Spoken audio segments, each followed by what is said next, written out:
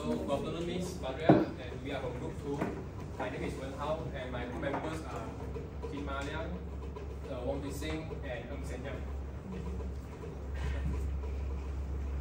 So, this is our table of content, which is the first one is overview of business tourism in Malaysia. The second one is market segmentation of business tourism in Malaysia.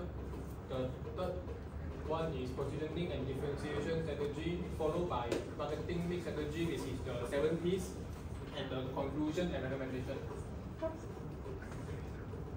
So now I will be talking about the overview of business tourism in Malaysia. So business tourism is also called MICE. Tourism is an important sector of the country, which is including luxurious facilities and many amazing infrastructures that our beautiful Malaysian government has built. So, according to our Selangor Minister, Dato' Seri Amiruddin Shawi, he says that the business tourism is the third largest contributor in the tourism sector, which is improving our tourism sector, and it contributes a major contribution to the country's economy. So this is the history of business tourism in Malaysia. So back in 1980s, the Malaysian government has heavily invested their funds in making the Malaysian tourism facilities and the hotels in Malaysia to make it more luxurious and make it more grand for the foreigners to come to Malaysia. So the first campaign that the government has proposed is the Visit Malaysia Year. So the government has built like many convention centers like KLCC Convention Center, Mid Valley Convention Center, and many other more. So next is in 2005, the first Malaysian Convention Center that was open to the public, which is the KL Convention Center, and it has held many domestic and international events there. The first mass event that held in Malaysia is the 16th Commonwealth Law Conference that was organized by the Commonwealth Lawyer Association. And this is the graph of Malaysia's tourist arrivals and the tourist receipts. As you can see, from 1980, the tourism sector has increased the tourist arrivals and even the tourist receipts. But in 2020, because of COVID-19, it dropped dramatically. Now I will be talking about the market segmentation of business tourism in Malaysia.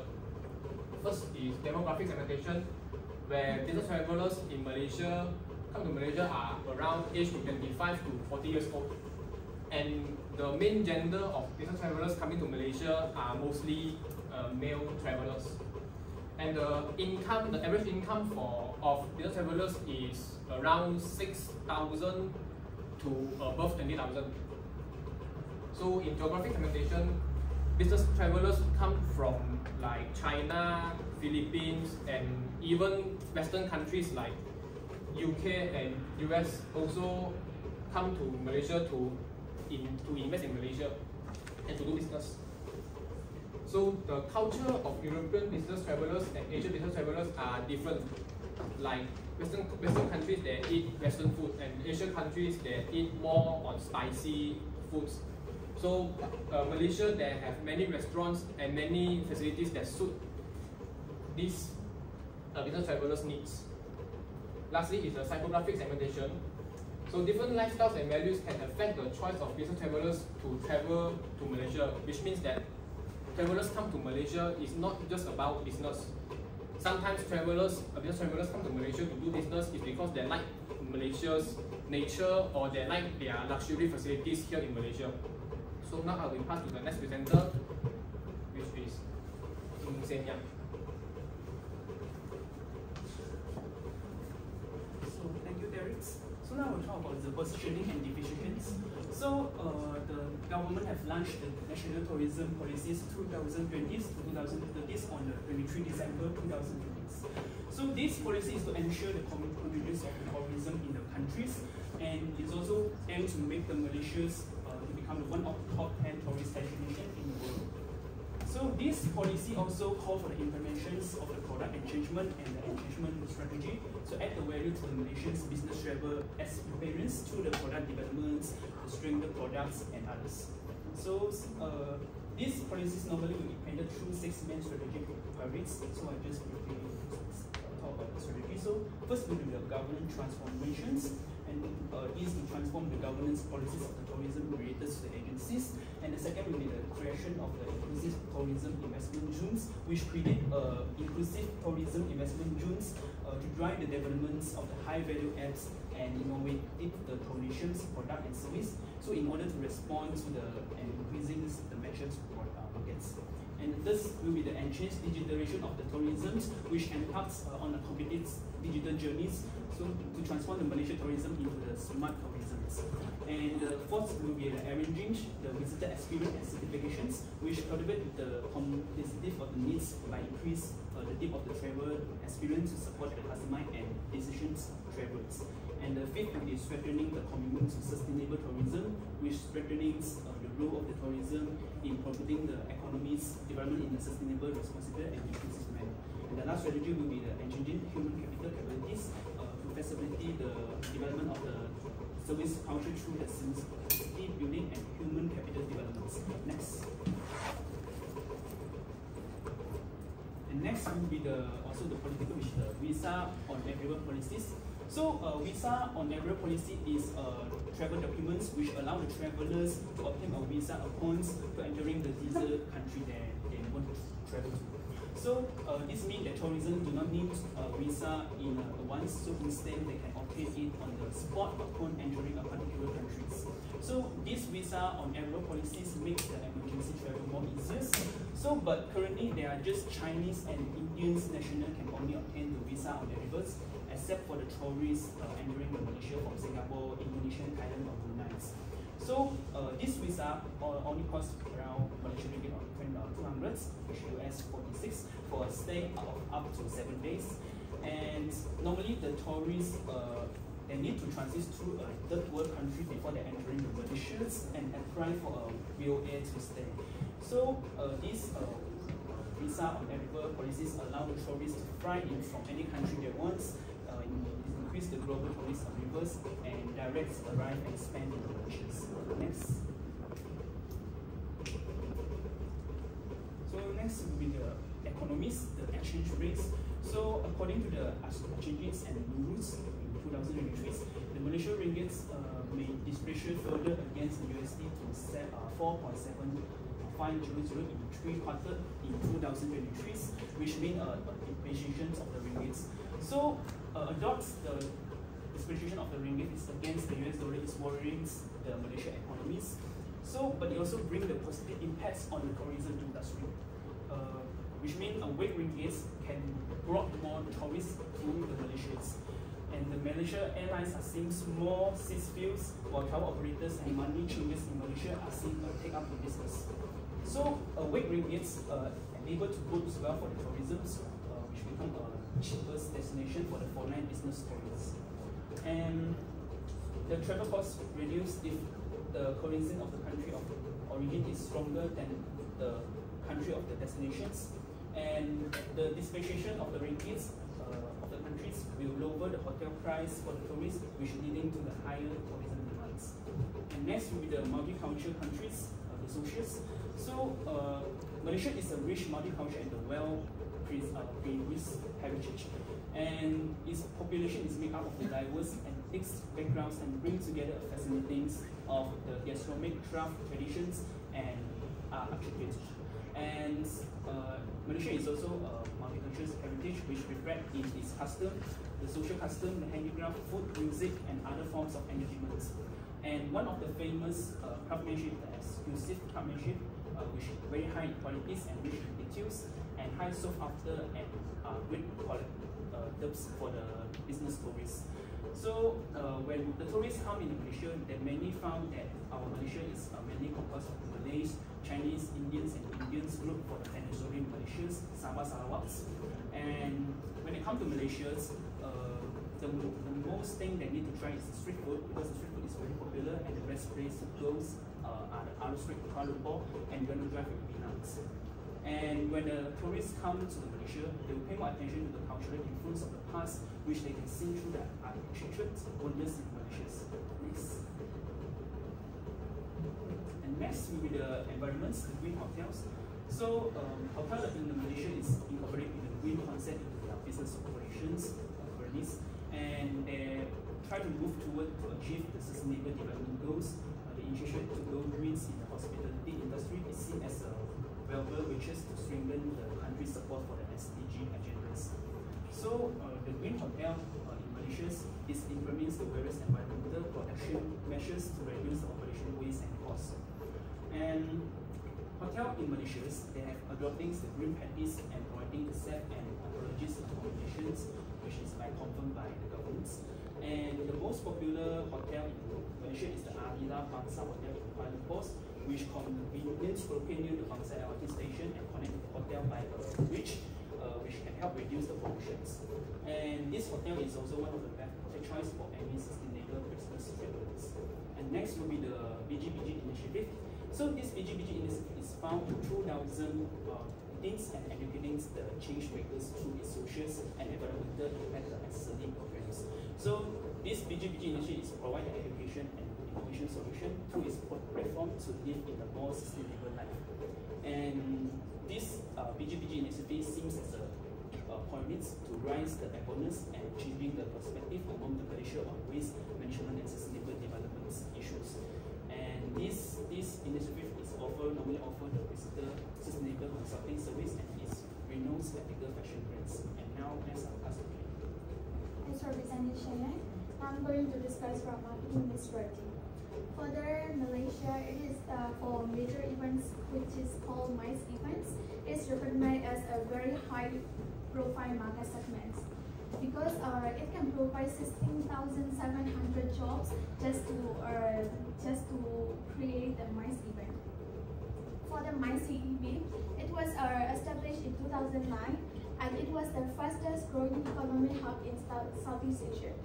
For the business tourism sectors, Malaysia has been recognized as the 13th China MICE Industry Golden Chair Awards in 2020, and it was the 4th most expected MICE destination of the year. These are the successful MICE event which is hosted in Malaysia in 2017 and 2018. For the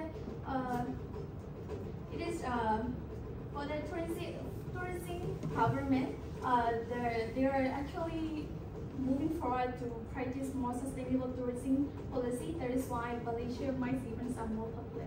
Next slide, please.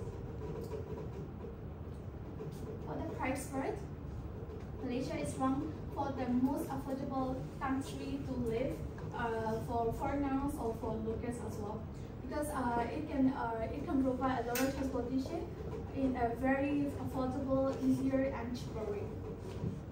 And then Malaysia is ranked as the 63% times cheaper than New York City, which is located in the US. And for the that's all.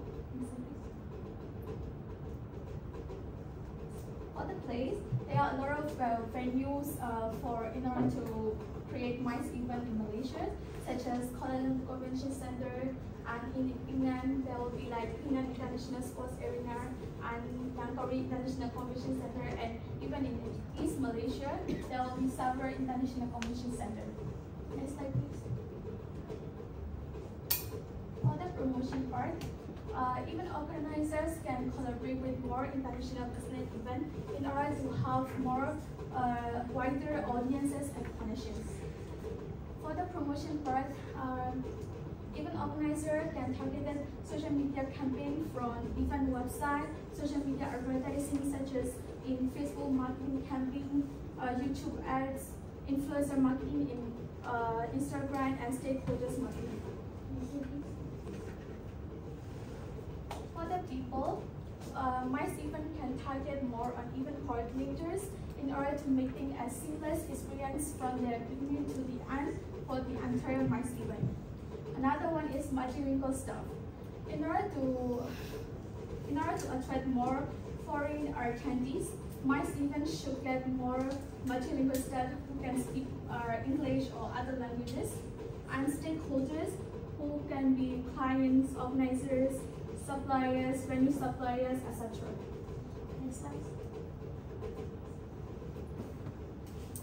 For the process part, like I said before, there should be an event website which can easy to use for the attendees in order to register via online event registration system. And then for the user assistant, it can provide more international attendees with facilitating to have a more easier application process. Next. For the physical events, MyCEP has been working in order to make it a positive impact on the tourism sector in Malaysia. That is why, in order to showcase more foreign attendees, organizers can do more like virtual venue tours such as conference centers, hotels, and popular Malaysian attractions on the event website, something like that. That's all for my part. I'm going to pass it to Jason. So next I will continue for our recommendations. The first point will be the establish a vibrant national brand identities, which means that Malaysia should create an interesting and more efficient and consistent country image to the worldwide, and such as Malaysia Madini and Malaysia is a tourist Asia. So the second one will be the sustainability and ecological practice. So since Malaysia is a high commitments to the environmental friendly practices and in the tourism business industry, so Malaysia is related to the government authorities to encourage the business tourism industry to have their own sustainable plans to process. Next. So moving on is the conclusions part. So based on the study above, we have go through overall of the Malaysia's histories and current situation of our business tourism industry. Since Malaysia is a developing and multi-cultural countries, so we strongly recognize that Malaysia have a potential to open the kind of way to develop our countries. For example, like big data analysis and market research to emphasize our strong Malaysia image to the worldwide, to develop our countries and develop our tourism and business industry. Thank you.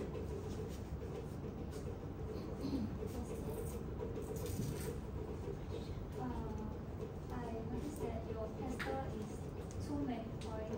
Can you highlight the main point for the tester part?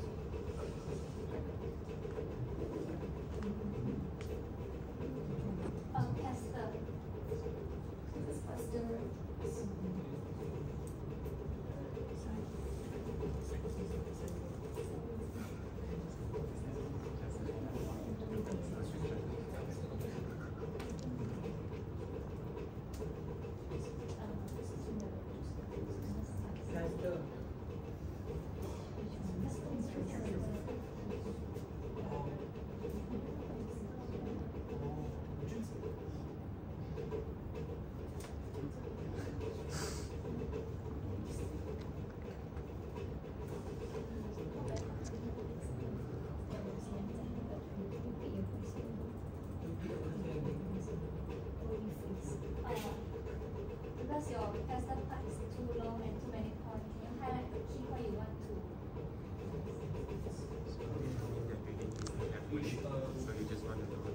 Comes to political statement, the main point is these policies which is to ensure the main point is this actually these 600 areas in policies implemented these policies. So essentially the point is ensure continues and also is to make the position among the top 10 and come for the visa on the area policies. This is one of the policies that able to benefit to the